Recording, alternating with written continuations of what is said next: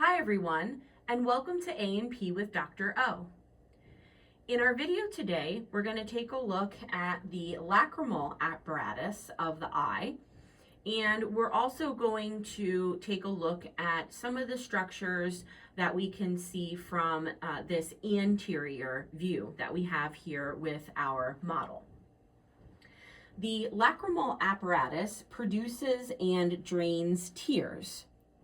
We have the lacrimal gland, which is going to produce the tears.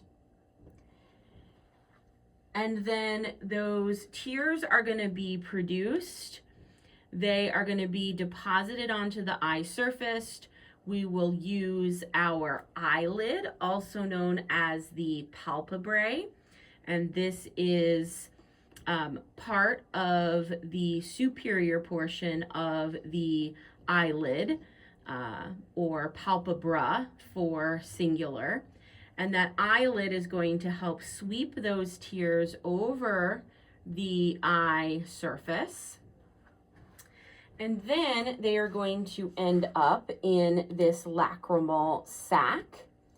And then at the inferior end of the lacrimal sac, it's been cut off, but at this inferior end, we would have the nasolacrimal duct. And this nasolacrimal duct would then drain tears away into the nasal cavity. If I go ahead and remove the lacrimal apparatus and our palpebrae structures here, then we can see some additional outer structures of the eye from this anterior view.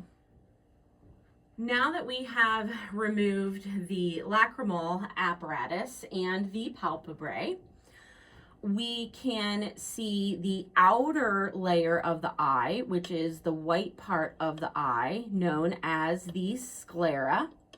It's very fibrous and made of tough connective tissue, very important for protecting the eye. We can see the cornea, which is going to be this outer clear covering of the eye that is going to bend the light that comes into the eye.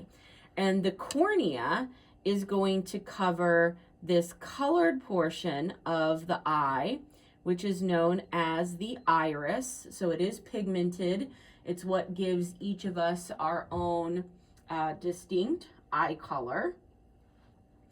And then we can see that the light is going to pass through this opening. And this opening right here is known as the pupil.